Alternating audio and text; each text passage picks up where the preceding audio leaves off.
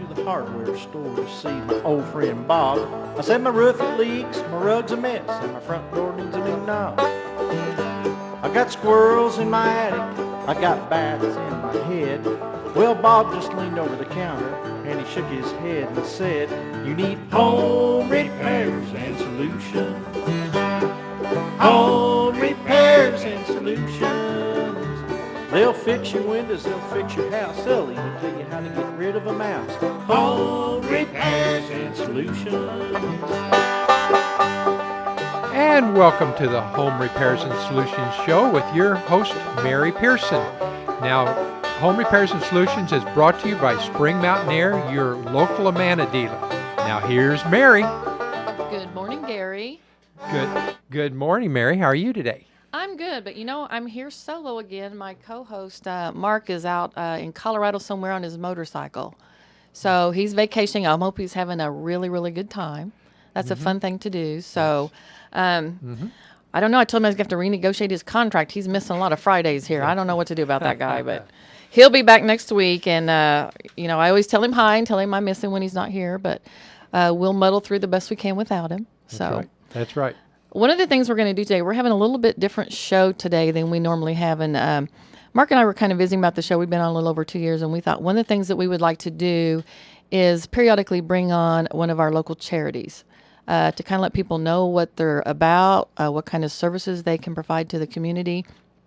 And today I've brought on Lost and Found. I have Gretchen with me here and Nanette. And they're from Lost and Found. And for those of you who don't know what Lost and Found is, that is a grief center here in Springfield. So welcome to the show, ladies. I'm glad to have you with me today. Well, thank you for having us. We're happy to be here. This is something that a lot of people really don't talk about a lot, is grief and kind of how you deal with it when you lose a loved one. And a lot of listeners, I'm sure, probably have already done that. At some point, probably everybody in their life is going to lose a loved one, regardless of the age of that person. Some it's their parents, some it's a sibling. In my case, it was my spouse. And so until that happened, I knew that you guys were around. I really didn't know what all you did and what kind of services you provide and how people go about getting assistance for this. So whoever wants to start, why don't you give us a little bit of overview of maybe how you guys got started and what kind of services you provide for the people here in the community? We were co-founded by Sean Askinosi and Karen Scott 13 years ago. And it kind of came from Sean's personal story. His dad had died from pancreatic cancer when he was, I believe, 13 or 14. And Karen kind of helped him work through that many years later. And I introduced him to the idea of a grief center. And if you know Karen or Sean, either one, if they have an idea, they make it happen quickly. So within a few months, Lost and Found was started, and we opened our doors in 2001 and have served thousands of individuals since that time. Our services have expanded since that time. We started with just a children's group. Currently, we have 5 children's groups, 2 teen groups, 2 middle school groups, a young adult group, an adult group, and we're starting a trauma group this fall. So we keep growing, which is, a need that the community has. So what is a trauma group? What is that going to be if that's something new? I mean, it sounds like you kind of went through the whole, you've got everybody encompassed in your different groups, but what is the trauma? What's different about that? The trauma group is specifically for children who have had a parent or sibling die from in a traumatic way. So suicide, murder, maybe a parent or sibling was in an accident and that child was in the car with them, different things like that. So it's kind of a precursor to putting them into grief group, and it's just kind of a trial run this fall to see how it goes and if it's something that we can incorporate into our services for the community. But ideally, we would put them into grief group after that, knowing that grief lasts much longer than trauma. Mm-hmm. Sure. And Mary, for us to just kind of to clarify, we our mission's pretty simple but very profound and has a huge impact. Is that we provide therapeutic grief support groups to children who have had and their families who have had a parent or sibling die. And so we don't provide individual counseling. What we do is we bring those children together with their peers who have also experienced a loss in their life, and they're in group together and go through that grieving process together. And while the children are in group, their parents are in group in a separate room. So it's really that concept of peer support. You know, you had kind of, when we had started out, you had talked about people don't talk about this very much, and we very much so live in a death-denying society.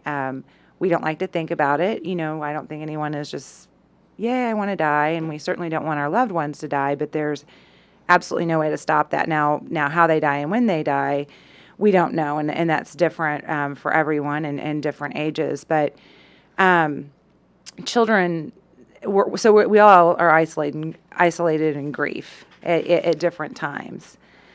What I've learned since I lost Paul is, and I've done a lot of reading and I've tried to educate myself with it and find that out, but really it's something you kind of walk through alone, and it's different for everyone. Absolutely.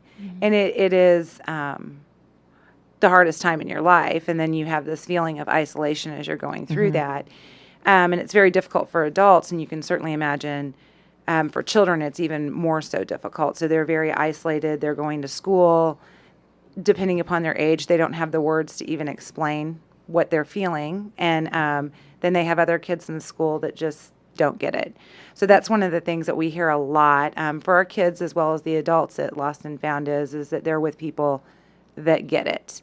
And they're able to talk about things that they might not necessarily be comfortable talking about, you know, in school or with their friends. And, again, and I know you've experienced this, you might start talking about your loss, and then all of a sudden you realize the person you're talking to is becoming more and more uncomfortable. They don't know what to say. And so it's the power of the groups, and really just the hard work is with our children and our families and supporting each other and getting them through that grief process. So, again, we provide those therapeutic grief support groups, and our model is an absolutely phenomenal model, and we've seen just so much success. It's amazing to see our children and our families go through that process and go through their grief and be able to get back to what we call a new normal. For our listeners out there, I want to give out our phone numbers. You can call in and ask questions if you would like. Today, our number, if you're local, our number is 862-9977 or 1-800-375-0056. We are talking to Gretchen and Nanette from Lost and Found. And like I said, oftentimes, until you experience something personally yourself, you're not the kind of organization that people would just seek out unless they're going through this experience. One of the things that I've kind of learned just myself here, I'm still within the first year of losing Paul, but you find that when people come to you, and I have an amazing family support, I have wonderful friend support, but sometimes people don't know what to say, and it can be kind of awkward and difficult. And what I have found is that they want to be there for me. I've had some people come up to me, and sometimes they just shake their head and hug me. I mean, some people have no idea what to say. My perspective on it is that I don't know what to say either. I don't know what the right thing or the wrong thing is. I really don't. But sometimes just having someone there that you are comfortable, and if you need to cry, it's okay. That is huge. That's been really good for me. I have some really dear friends down at the lake, and I've been spending some time with them, and they're very good about giving me my space, and they can sense, kind of where I'm at. And so if I need to just have some quiet time or whatever, they're real good at just giving me that space. If they see that, maybe I'm doing better and I'm, more willing to participate and do something happy and fun, then they're all about that. They're great at, just giving me a hug and not saying anything. So all of those things that were kind of not normal reactions or responses for me, I've kind of had to learn that it's okay. It's okay for me to have those times where I'm sad and I'm grieving, but it's also okay to have some happy times too. And so I think that what I found with me is that I would maybe have several days of being sad, and then something would happen and I would have fun with my friends, or we would do something fun, but then I would almost, and it sounds strange, but I almost felt like I shouldn't be having that good time, which was a really strange thing for me to have to get my head around.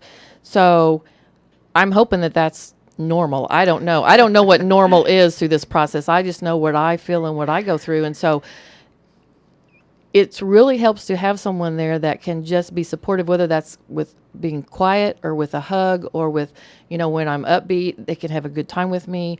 They'll send me a little text during the day just says, love you. Just little things like that is so amazing and has been such a good help for me. But I know that not everyone has that situation, maybe, especially a child.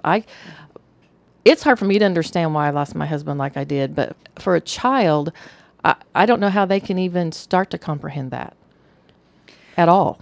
Well, first of all, everything you said is just, no one can see Nanette and I in here other than you guys, but, we're just kind of smiling and head nodding because, it's almost, you haven't been through our groups, but you're almost like a perfect spokesperson for it.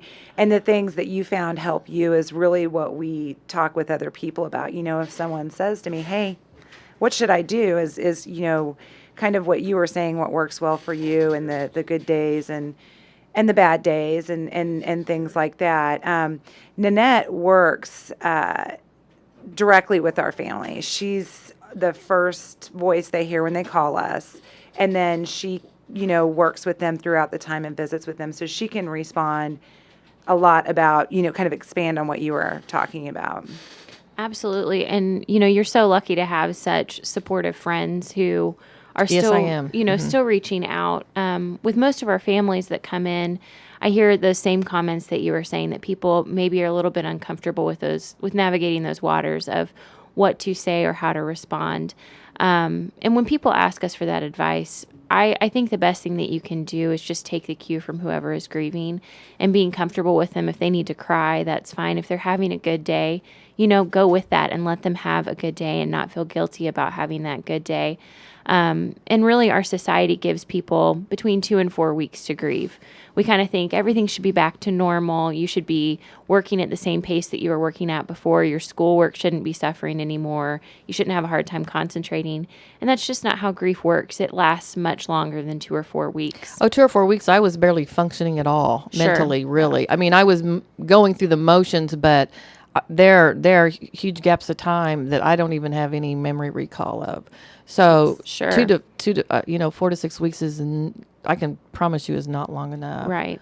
And imagine that for a child too, who's Sure. trying to function and be happy in school because they feel awkward already, being the only kid that, maybe in their class that's had someone they love die. So that just intensifies, I think for younger children, that feeling of trying to be normal and all that energy that it takes to be normal. So to have people in their life or have somewhere like Lost and Found where they can come and just kind of let that guard down and, really feel their sadness and work through that grief is, such a godsend for them. We do have a caller on the line this morning. Gloria, go ahead. Yeah. Hi, Mary and Gretchen. Hi. Hi. I just want to say one thing. When my husband died of cancer, and it's been 11 years and 2 months ago, and I went to, I don't know if it was a week, I don't know, maybe a month after that, I went to a hospice bereavement group. First time I went, and I talked about my husband, I cried. I could hardly say anything. They said, well, we'll pass you up. I said, no, I want to say something. And I did say something because I wanted to talk about it. But, it is a loss. I mean, it's a loss, and that's what they said. And they had a counselor there and everything else. And that was a great group to go to, bereavement group. But, and my grandson, he'd walk with his dad, and he'd say, I miss Grandpa. He was only 4 at the time, but he remembered where he was when he died. Because we'd go by that, and he'd say, that's where Grandpa was. And so kids are very sensitive about that. And I think how the parents handle that with them is very important. But I want to say this, Mary and Gretchen, and I don't know if you've ever experienced this, and you probably have, and a lot of people don't want to talk about this. But when I went to the bereavement group and I mentioned this, I didn't care if they thought I was crazy or not. But my husband hung around for a year and a half because we were so close and we experienced so much. We were married for 44 years and knew each other for 45 years. But I experienced things. And when I started going to the bereavement group after I was there a year or so, I'd have people come in and say they tell their story, and then I'd say what I experienced. But if you're sensitive enough, I mean, I'd come into the house and sound like the radio was playing. I didn't have the radio on. And my husband would make coffee every morning. And I tried to listen where the music was coming from. It wasn't coming from the coffee pot, but like in front of the coffee pot. And I tried to write down the song. It was a Frank Sinatra song. I tried to write down the words. And I'm not crazy. You know that, Mary. No, you're not, Gloria. I know. But there's a lot of things that happen, and my daughter and him experienced different things, and my son experienced different things. We talked about it, like the radio would come on. And there's oh, I can't remember, Sylvia Brown, I think is her name. And I picked up, at the time I had eyesight, eyes were doing this and that. And anyway, I had some cataract surgery. And so I listened to her CD tapes. And she's very spiritual. And she says if anything comes to you, it would come up over energy, the radio, TV, whatever else. I could talk on all the experiences I felt. And I want to know, Mary, did you experience things like, you knew like he was going to walk through the door anymore, any minute. You were laying down or this, that. And, I mean, I know you experienced things. Did you experience things? Gloria, I do, and some days I do more than others. I mean, some days I feel like Paul is still with me. Well, he is. In a spirit. It's not a ghost farm.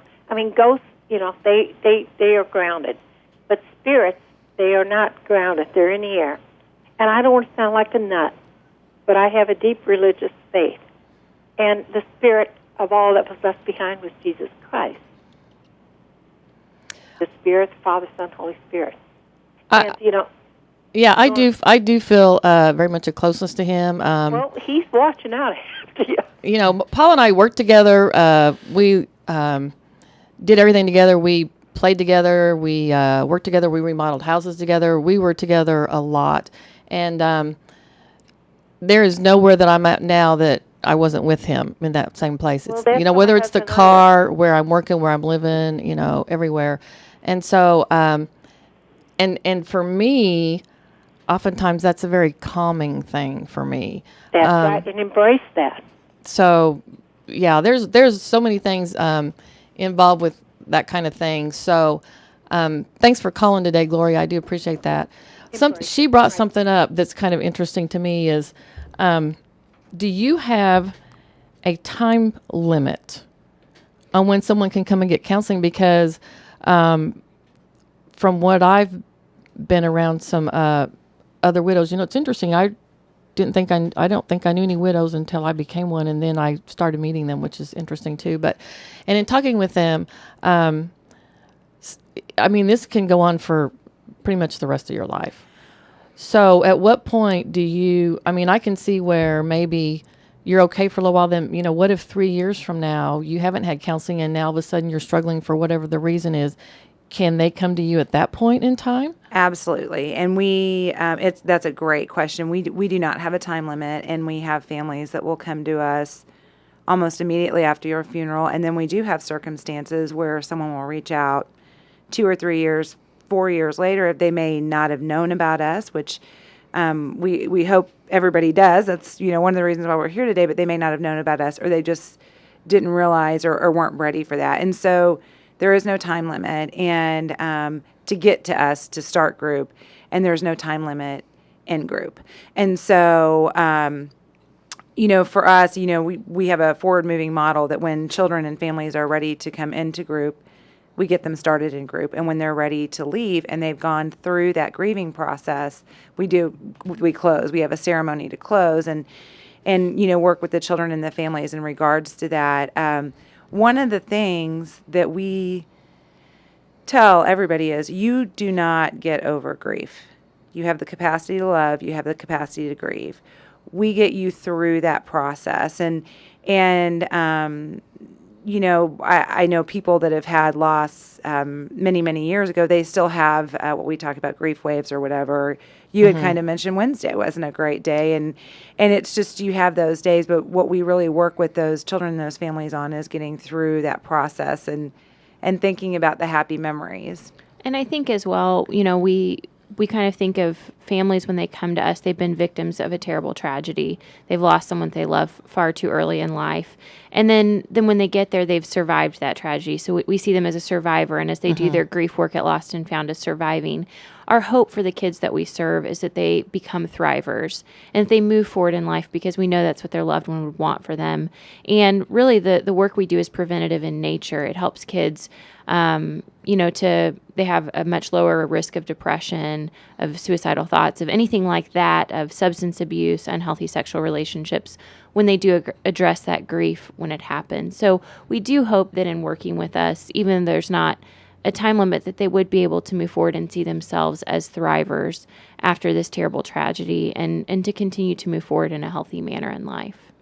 See, I think it would depend on everybody. I'm sure is different, but like for me, I thought I was doing okay, but I really wasn't. And Angel, who's our works for us at Spring Mountain Air, she was also very good to me when I was going through this in the early stages. And she didn't tell me until not too long ago, but she said, really, it wasn't until like sometime in March where you really started thinking like Mary again. So it was several months for me. So I would say that when you go to get counseling or go get help, it would depend on where you are in that process, because had I gone to someone a month later, I wasn't mentally able to receive help at that point. So you have to go at whatever point you are in the process where you can receive the help that you're getting. For me to have done that, you know, in January, probably would have been a moot point. I don't think that I was receptive to anything then. I was just trying to get through the day. Sure. You know, anything extra was not going to happen. So that's good to know that you really don't put a time limit on things. And I know that sometimes, like you said, as society, sometimes we think, well, you know, that happened, you know, life goes on, move on. And that's all well and good until it happens to you. Sure. And then you find out it's not that simple, and you don't just get over it. What I'm finding is that life for me will never be the same. It's not what I thought it would be. It's just going to be different. And different is okay. Different is okay. We can't control everything. We're not in control of everything. But we just have to take what we're given and make the best we can out of it. So that's one of the things that I've had to learn, and it's not the easiest thing to do, but, you know, at some point we all face that at some point. It's a beautiful outlook to have. Anyway, are we ready to take a break? I thought so. We went a little over, but you are listening to Home Repairs and Solutions. We'll be back with some more great information, so stay tuned.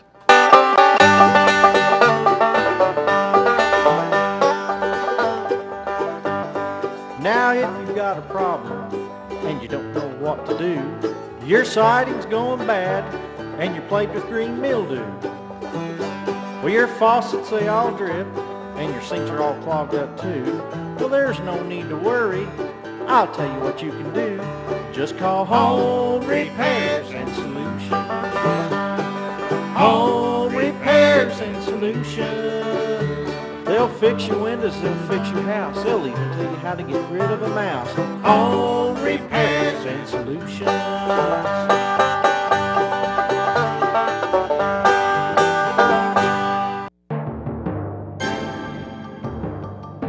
Here's news on the Ozarks News Network.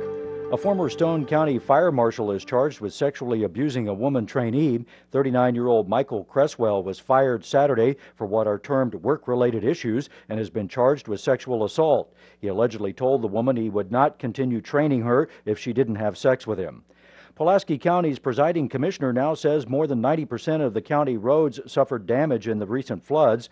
65% of roads suffered what he terms major damage, and nearly 25 low-water crossings were completely washed out. And more than 200 residents have now registered for help in recovering from floods. A multi-agency relief center has been set up and will close down this afternoon at 5. For the Ozarks News Network, I'm Arlen Summers. And join us for America's First News, Monday through Saturday at 6:05 a.m. on the Wall Street Journal This Morning on AM 560 KWTO. Why should you try a free bottle of Krill Omega 10X? Well, if you're one of the millions of people who take fish oil and you want to experience the incredible benefits of krill and improve your joint comfort in just 7 days, then you've got to try a free bottle of Krill Omega 10X, the ultimate combination of ultra-pure fish oil and krill. Only Krill Omega 10X has 10 times the power of regular krill oil, so you know it's going to work for you. Experience the miracle of Krill Omega 10X for your heart, your cholesterol, your brain function, your focus, energy, and especially for your joints. For your free bottle, call now, 1-800-FISH-OIL. We're so sure your joints are going to feel better and more flexible in just 7 days, we want to send you a free bottle. We know once you try it, you won't want to miss a day. That's why we want to send you a free bottle. Call now, 1-800-FISH-OIL. Get your free bottle before they run out. That's 1-800-347-4645. Call right now, 1-800-FISH-OIL. A revolution of red is coming to Springfield, and you can be part of celebrating 10 years of the Go Red for Women movement. The Heart Association's Go Red for Women Luncheon, sponsored by Macy's, Central Trust and Investment Company, and Empire Bank, is Thursday, September 5th at the White River Conference Center at Bass Pro.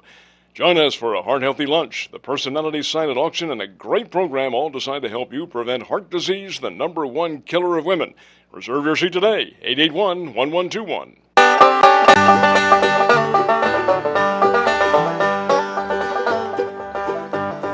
Now if you've got a problem and you don't know what to do, your siding's going bad and you're plagued with green mildew. Well, your faucets, they all drip, and your sinks are all clogged up too. Well, there's no need to worry. I'll tell you what you can do. Just call Home Repairs and Solutions. Home Repairs and Solutions. They'll fix your windows, they'll fix your house. They'll even tell you how to get rid of a mouse. Home Repairs and Solutions. And welcome back to Home Repairs and Solutions. If you would like to be part of the show, call a rather pleasant weekend. 862-9977 or 1-800-375-0056. Now here's Mary. Welcome back, everyone. Thanks for being with us today. We are talking to Lost and Found here. They are a local charity that helps people deal with grief when it happens in their families.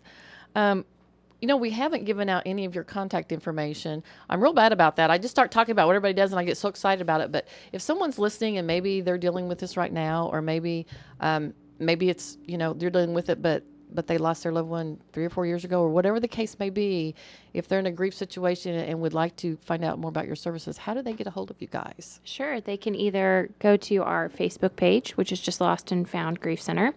They can go to our website, which is www.lostandfoundozarks.com, or they can give us a call. Our number here is 417-865-9998. And we're open Monday through Friday, so we'd be happy to talk to them anytime that they called. And what hours are you open? We're open from 8 to 5, and then all of our grief groups meet in the evenings. So, Okay. So people don't have to try and take off work or pull kids out of school, or You sent me some information a little bit yesterday or whenever it was, and something that I thought was very interesting that I had no idea, that 1 in 9 children will experience the death of a parent before the age of 20. That kind of shocked me. That it would be 1 in 9. That's a lot. That's a huge statistic. That has increased over the years. I think the National Alliance for Grieving Children came out with that in 2011.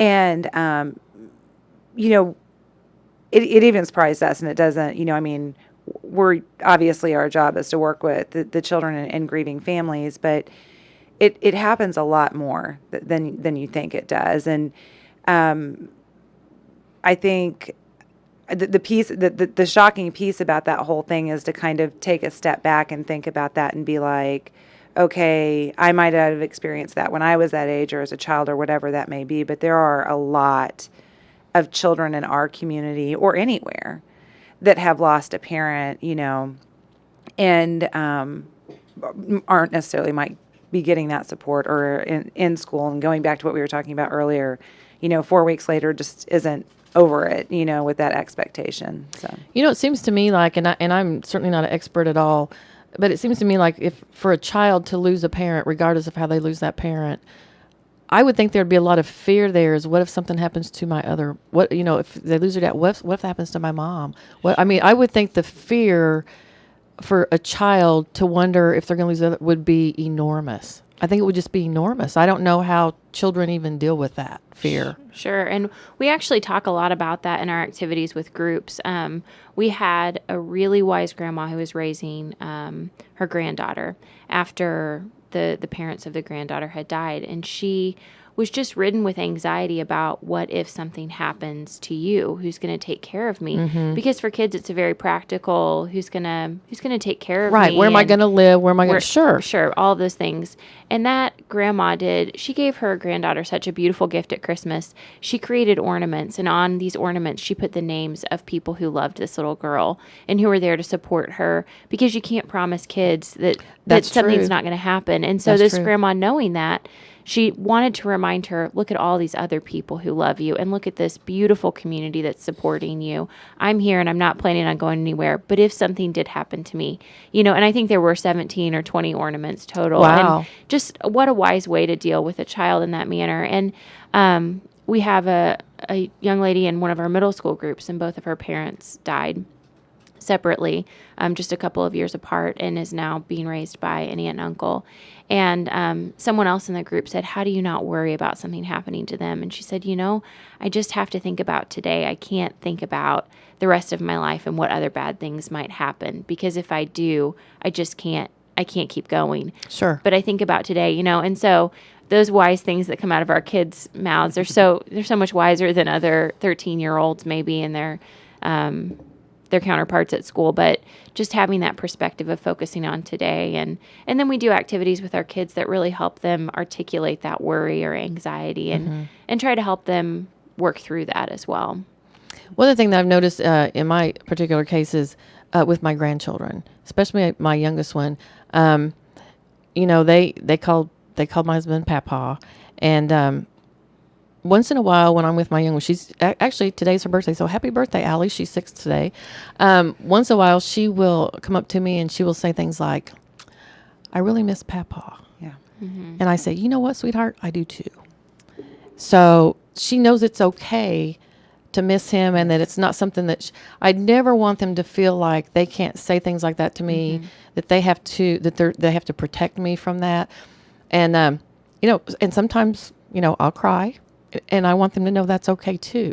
Mm-hmm. All those emotions and all those feelings are okay. Mm-hmm. And as long as we can talk about it, and she knows that I'm there for her whenever she's, and for my other grandchildren, they're older. They don't talk to me about it as much, but once in a while they will say things about, their papa. And I just want them to know it's okay to have those feelings, and I want them to be strong. And I want them to know that I'm okay. That we're still going to be a family. I still love them very much, and we're just going to continue to enjoy life the best we can and have good times, and remember their papa in a positive environment. I don't really think it matters how you lose your loved one. You're never ready. I lost my sister-in-law. She was very close to me. We were very dear friends, and they told her she had 18 months, and that's about how long she had. And so we had to watch her go through this process, and counting the time down, and it was very difficult. My husband I lost instantly, with no warning at all. Both are very hard. So I don't really think it matters the manner in which it happens. It is just devastating when it happens. We're never ready to let go. Mary, you're amazing. I'm sitting here thinking, I need to get Mary as a facilitator over at Lost and Found. But those are our volunteers that work with our families. But, first of all, your perspective with your grandchildren is very healthy, and allowing them those opportunities to talk about it and to cry together. Crying is okay. And to be able to talk about the happy memories. And, it is going to be okay, and I still love you. So that's phenomenal. And that's a lot of what we work on in group. And then you're right. I mean, we have 250 some odd people that come through Lost and Found twice a month for group, and whether it's a terminal illness that's caused a death or immediate, it's still hard, and none of us are ever ready. And so we don't focus on that aspect. What we focus on is getting through that process, and no loss is any less painful for anyone, No. So, and it is amazing. Our children and our families, they get that. They know that. The kindness that they show each other and just is really, it's humbling to be around them, because they reach out to each other. We have families from all walks of life. We cover 18 counties, so they're, metropolitan area, and then they're coming from West Plains and just real rural areas, and they're all there for each other and recognizing to support each other through that process and go through that grieving process. So it's a really amazing thing. One of the things that, people that Nanette and I will hear a lot about is, oh my gosh, your job is so sad. And there's absolutely no question, we hear a lot of sad things and see great sadness, profound sadness with our families. That's why, that's what happens when you lose someone.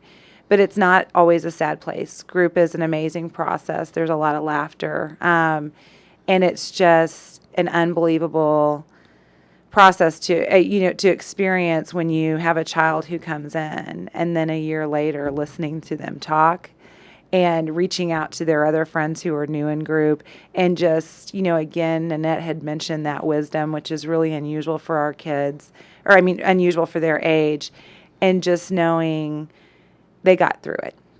They say laughter is the best medicine. Yeah. So, and I try to try and do something that kind of makes me laugh every day. Sometimes I just watch a funny movie, something that, if I'm kind of feeling down or something, I try to, and I allow myself to have that period of time, but I don't want to stay there.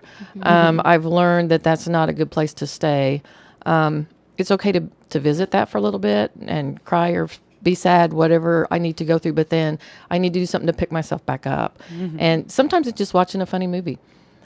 Sometimes it's picking up my grandkids and going for ice cream or whatever it is that can redirect that focus a little bit and not get so down to where, you're just in a depressed state. That's not healthy for anybody. And I can't help my children or my grandchildren or my friends, or, my friends are also experiencing the loss of my husband as well, because we were friends for such a long time.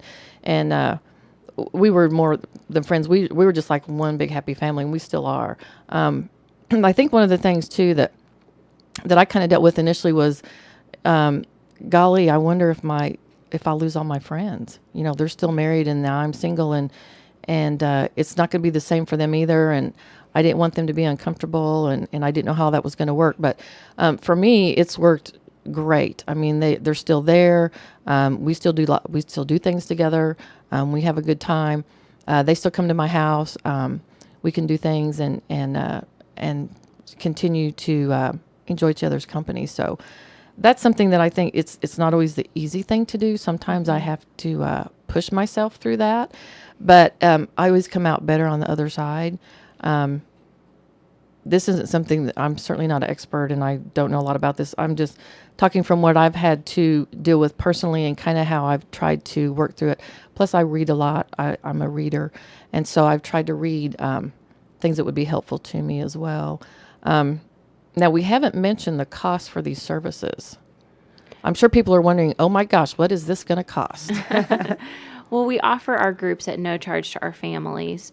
That was really important to Sean and Karen when they founded Lost and Found, that no family would be turned away because of a lack of ability to pay for services. And so we work really hard to be able to provide those services at no charge to our families. If families can contribute financially, that's a great thing, and we appreciate it. Or if they give us, a lot of our families will do in-kind donations where they bring Kleenexes for group or paper towels. Gosh, I can't imagine why you would need Kleenexes. Yeah. And so, those things are always so helpful. But Lost and Found is funded through generous people in our community, through foundations, and it's important to us to be able to provide that service when families are already worrying about so many things after the death of a loved one. Finances is often something that they worry about as well, and we don't want their lack of ability to especially pay for those. if you lose a someone who's bringing an income to the home. Sure. And that person's gone, that income is gone. So that is a huge worry as well as everything else that you have to deal with. Absolutely. So if someone, let's say someone out there listening now would like to, maybe they need your services now, kind of what is the process? What do they need to do first? If they want to come to group, or if they have a child, or maybe they themselves are looking for a little bit of help to get through the grieving process, what do they do first? Sure. We try to make that process as simple as possible for people. They can call our offices. Again, our number is 417-865-9998. And when they call, we just get some information about their family and get to know them a little bit on the phone. We'll schedule an orientation, which is just a time for them and their children to come see Lost and Found. It helps remove some of that anxiety about coming for the first time to group because they already know what to expect in group. And then we'll get them placed in a group that will meet 2 times a month. So really, it's just them reaching out to our offices. If they're not quite ready to make that phone call, they can also go onto our website, and there's an area where they can put their information in, and we'll contact them. Sometimes that's easier for us to start that conversation with them. So that's another way to do it. And then typically it takes, 2 to 4 weeks from the time that they call to the time they actually start the group, depending on when they call and what groups are available. And then they would start in a group that meets 2 times a month for an hour and a half each time. And so how do you know when when they're ready to move on from group? I mean, how do you define that time or that moment? We believe that each person has the ability to navigate through their grief journey if they have supportive people around them. And so hopefully that's what we're facilitating at Lost and Found. When someone is typically ready to move on, for kids, sometimes it can look like a disinterest in coming to group because they don't feel like they need it as much. And it's not a bad thing. It doesn't hurt our feelings that they're not. No, that means you've been successful. Yeah. Sure. And so whenever kids say, well, I think I want to play basketball this year instead, they might not be saying, I'm finished grieving, Sure. But they're ready to kind of move back to a normal in life. And then some kids do have the ability to articulate and say, I feel like I'm in a really great place, and I think that I'm ready to move forward. Our doors are always open because we know that a lot of times when kids go through another developmental stage, that grief kind of resurfaces and they have to work through what that means at that new age. So we do have families that come back after a couple of years, and they might not stay as long the second time they come, but they might come back and just kind of work through that grief again. But it looks different for every person. So our average family stays between 9 and 14 months. So a lot longer than people expect sometimes. But, and we also do things throughout group to assess kind of where they are in their grief journey. So when they first start in group, kind of assessing how they feel about their grief and what that feels like to them. And then as they're in that group, we'll do it a couple of times throughout the year, and having those open conversations with the person who leads their group to say, I'm seeing that you're really showing a lot of strength in this area and you're really resilient. How are you feeling right now? And a lot of times kids just need that affirmation that I am doing good and I am ready to move forward. And then I'm okay. Mm-hmm. That's one thing that I was kind of in the beginning for me, I was thinking that, I still have a business to run and I have this to do, I have that to do. And I kind of tried to push myself through it and get through it faster so I could do this and do that. That doesn't work. No. You have to give it time, and everyone's time frame is different. And so I've learned to be a little calmer about it now than I was. I was kind of frantic a little bit for a while and thought, okay, Mary, you've got to get with it. You've got to take care of this. You got to do this. No, you don't.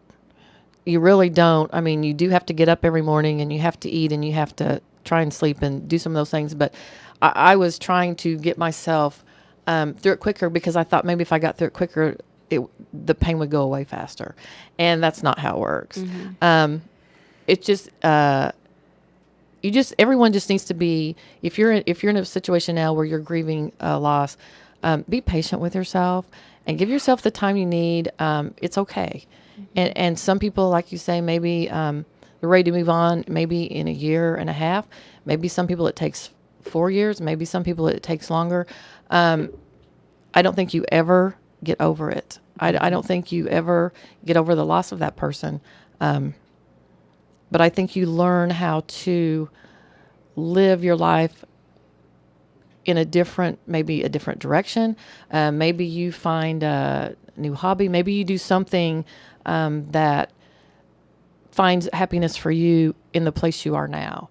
And that's kind of hard for me right now. I really haven't figured out where I'm supposed to do it the rest of my life or where I'm supposed to be, but it will happen. And so I'm trying to just look for opportunities, try and keep my options open. And the other thing that I have found, just me personally, is that you have to almost let yourself be vulnerable to new things. At first I was very protective, and I didn't want anyone to know I was grieving, and I was going to be strong and tough and all that. And it just wasn't working. So there's a little bit of, for me, there's a little bit of vulnerability involved with that as well, which is kind of uncomfortable for me. But I've learned to just kind of go with that. And it's interesting, since I've done that, it's interesting some of the people that have come into my life that have been real helpful for me personally. So there's just lots of changes and lots of things that people have to go through when this happens to you. And like I said, it's not the most fun thing to do. But it's something that you can live with, and that you can go ahead and you can be happy and productive and have a happy life. Someone told me, everyone has one life and you're supposed to live it. And so that's what I try to do when I get real down. I'm like, okay, I have one life. I'm going to live it. Yeah. Sure. How do people, if someone wants to donate or get involved, how do they do that? I mean, I think it's wonderful you can provide this service at no cost. That's incredible. Well, we talked about our website, Lost and Found, ozarks.com, and there's that Donate Now button on there. A lot of people are familiar with charities, and we welcome any donation. We appreciate the support that we get from anyone. There's also opportunities. They're more than welcome to call and talk with myself or, Nanette, whoever, to talk about, where their donation goes. That's very important for our donors to know that Yes, we it are is. good stewards of their money and how we're supporting the children and the impact it has in our community, which unfortunately I know we're running out of time, so we can't talk too much about that, but I can certainly visit with anyone about that. We are like any other charity. We have events, some large events, some smaller events. Do you have any coming up pretty soon? We do. This fall we have Macadoodles has Mactoberfest for us on September 28th, which is a Saturday, and is sampling craft beers, which is wonderful. We have Game Day, which is I'll have you say it, Nanette. It's just a watch party for the Mizzou Vanderbilt game, and it's on October 5th. And obviously the time will be announced once the game time is announced, but it'll be at Springfield Brewing Company. Tickets can be purchased for $20 ahead of time, $25 at the door. Great event. Well, ladies, thank you so much for being with me today. I'm sorry we're running out of time. This is something that we could talk about for quite a while, but thanks for being here, and thank you all for listening. Thank you, Mary. Thanks.